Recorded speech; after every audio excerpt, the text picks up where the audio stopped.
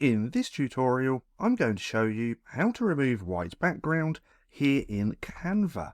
So what I'm about to share will work on your own photos or images which you upload into Canva, or Canva's own images.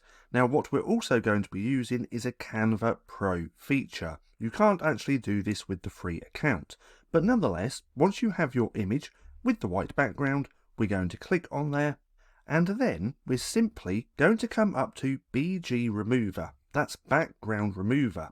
Now we know this is a Canva Pro feature because it has that little crown next to it.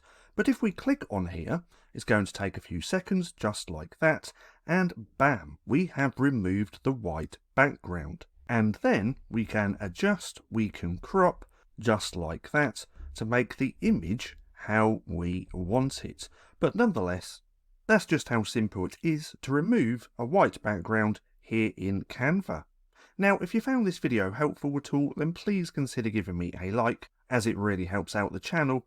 And if you're not too sure what to watch next, click right here and watch this playlist.